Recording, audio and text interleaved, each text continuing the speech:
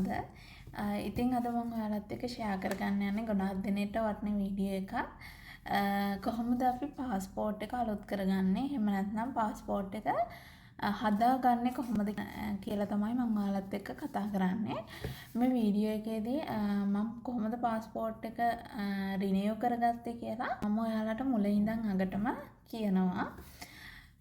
ඉස්සෙල්ලාම අපි පාස්පෝර්ට් එකක් හදාගන්න. එහෙම නැත්නම් පාස්පෝර්ට් එකක් අලුත් කරනවා නම් අපිට ඉස්සෙල්ලාම ඕනේ වෙන්නේ මෙන්න මේ ඉමිග්‍රේෂන් ඇන්ඩ් ඉමිග්‍රේෂන් ඩිපාර්ට්මන්ට් එකකින් අපිට හම්බෙන ෆෝම් එක.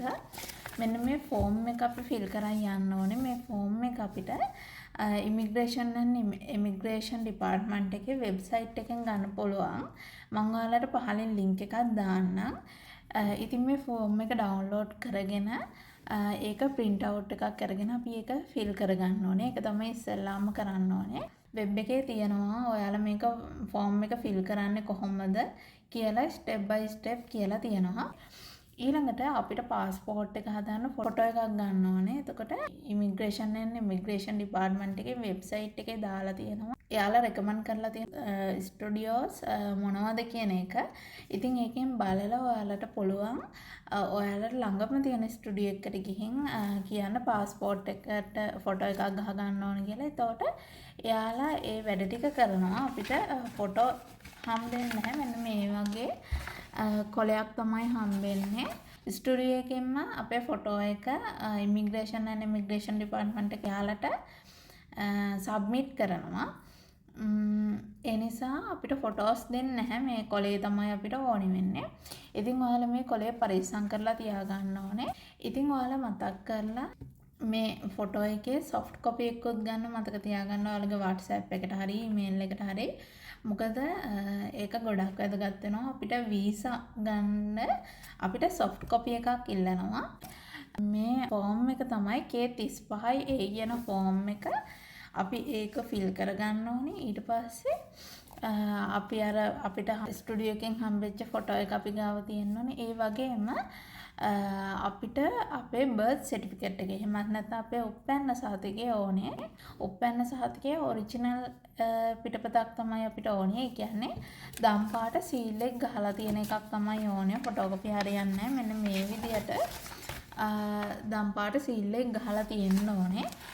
තව වැදගත්ම දෙයක් තමයි මේක ගොඩාක් අය පටල ගන්නවා. මාස 6ක් ඇතුළත ගත්ත එකක් අවශ්‍ය වෙන්නේ නැහැ. මොකද Facebook එකේ වුණත් ගොඩාක් අය ප්‍රශ්න අහලා තියෙනවා. ගොඩාක් අය වැරදි විදිහටත් කියලා තියෙනවා මාස 6ක් ඇතුළත ගත්ත බර්ත් සර්ටිෆිකේට් එකක් ඕනේ කියලා. නෑ, එහෙම එකක් දැන් ඕනේ නැහැ. හැබැයි ඔයාලගේ බර්ත් සර්ටිෆිකේට් එකේ ඔරිජිනල් එක, ඒ කියන්නේ දම් පාට සීල් එක තියෙන කොපි එකේ ඉරිලා තියෙන්න බෑ. ඒ වගේම පිරිසිදුව තියෙන්න ඕනේ. අකුරු පැහැදිලිව අඳුර ගන්න පුළුවන් විදිහට තියෙන්න ඕනේ.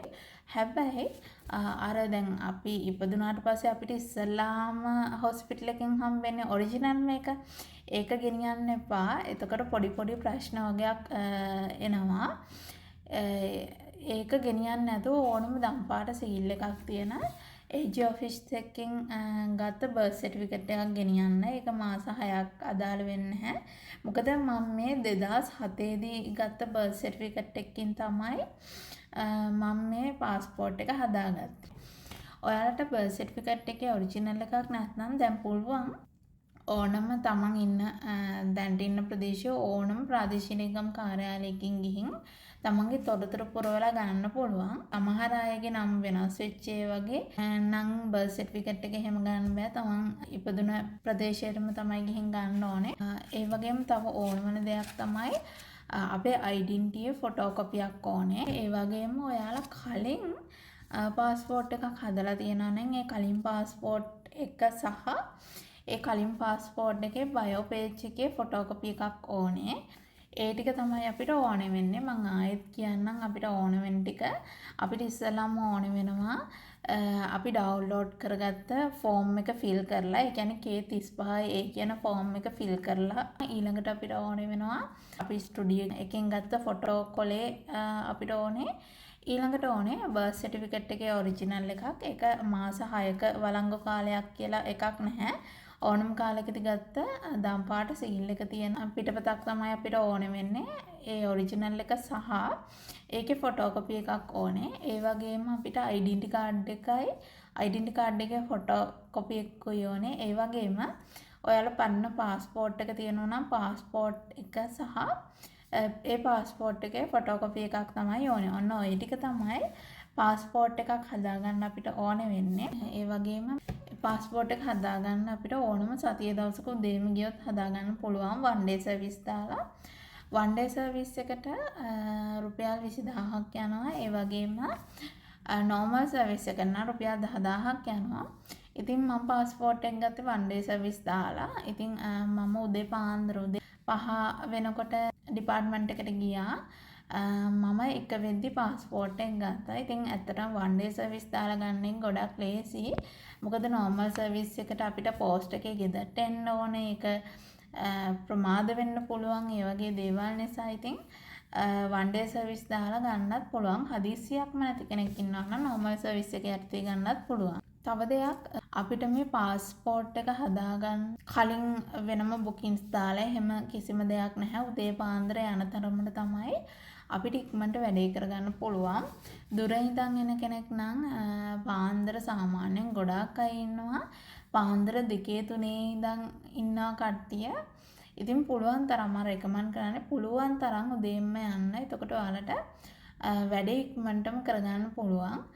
මම ගෙදරින් ගියේ උදේ 3ට තමයි මං ගිහින් මං එක වෙද්දි වැඩෙත් කරගෙන මම ආවා. මෙතනින් ඉඳන් ඉස්සරහට බලාගෙන යන්න මං කොහොමද මගේ පාස්පෝර්ට් එක හදාගත්තේ කියලා. මම පාන්දර 3යි කාලට තමයි ගෙදරින් පිටත් උනේ.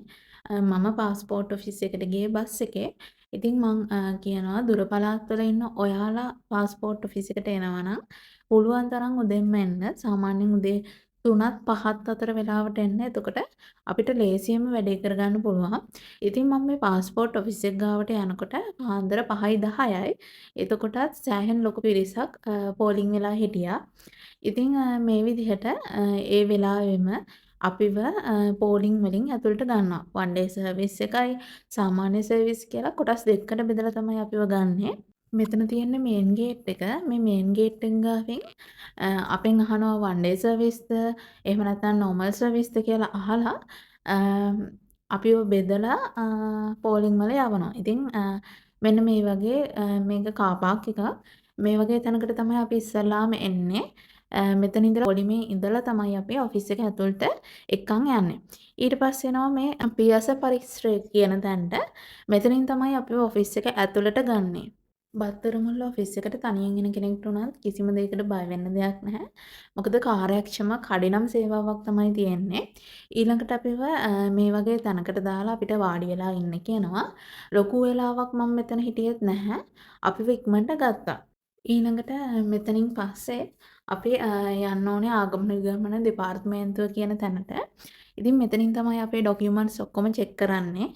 චෙක් කරලා ඒ වගේ අඩුපාඩු තියෙනවා නම් ඒවා කියලා ඩොකියුමන්ට්ස් ටික ස්ටෙප්ලර් කරන්නේ මෙතනින්. ඊට පස්සේ අපේ ඩොකියුමන්ට්ස් ඔක්කොම චෙක් කරලා ස්ටෙප්ලර් කරලා අපිව යවනවා ෆස්ට් ෆ්ලෝර් එකට. එතනින් තමයි අපිට ටෝකන්ස් දෙන්නේ. මෙන්න මෙතනින් තමයි අපිට ටෝකන් එක දෙන්නේ. අපි ආපු පිළිවෙලට අපිට ටෝකන් එක මෙතනින් ගන්න පුළුවන්. ඉතින් මේ වැඩ ඔක්කොම ඉවර කරලා ටෝකන් එකත් අරන් යනකොට උදේ 7:00මාරයි වෙලාව. ඉතින් මේ වගේ තැනක තමයි අපිට වාඩි වෙලා ඉන්න කියනවා. ඉතින් මෙතන මේ ඩිස්ප්ලේ වෙනවා අපි කොහොමද අපේ ඩොකියුමන්ට්ස් ටික හදාගන්නේ, අපි ෆින්ගර් ප්‍රින්ට් තියන්නේ කොහොමද, ඒ වගේ ස්ටෙප් බයි ස්ටෙප් මෙතනදී හැමදේම අපිට ඩිස්ප්ලේ වෙන්න දාලා තියෙන්නේ. ඉතින් ඒකත් කියව ඉන්නකොට අපිව ටෝකන් පිළිවෙලට ගන්නවා ඇතුළට. ඊට පස්සේ මම ඒ ටික නම් රෙකෝඩ් කරගත්තේ නැහැ. ඊට පස්සේ වෙන්නේ අපිව ඇතුළට ගත්තාම අපිට තියෙන්නේ ඩොකියුමන්ට්ස් ටික බාර දීලා ෆින්ගර් ප්‍රින්ට් තියලා පේමන්ට් එක කරලා පේමන්ට් එක කරාට පස්සේ අපිට රිසිට් එකක් හම්බ වෙනවා. ඒ රිසිට් එකේ අපි පාස්පෝර්ට් එක කලෙක්ට් කරගන්න ඕනේ.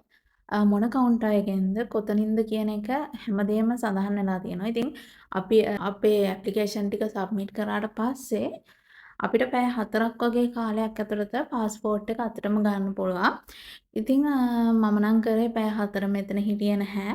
ඉතින් මගේ පොඩි වැඩ වගේක් තිබ්බා. ඉතින් ඒ ටිකත් කරගෙන පොඩ්ඩක් shopping පාරක් එහෙම දාලා මම ගියා ආපහු පාස්පෝර්ට් ඔෆිස් එකට. මම එතෙන්ට යනකොට දවල් 1යි වෙලාව. මම මගේ රිසිට් එකේ තිබ්බ විදිහට දාලා කවුන්ටර් එක ගාවට තමයි මේ යන්නේ මගේ පාස්පෝර්ට් එක කලෙක්ට් කරගන්න. ඉතින් ෆයිනලි මම මේ වෙද්දි මගේ පාස්පෝර්ට් එක කලෙක්ට් කරගෙන ඉවරයි. දවල් 1 වෙද්දි මම පාස්පෝර්ට් එක හදාගත්තා.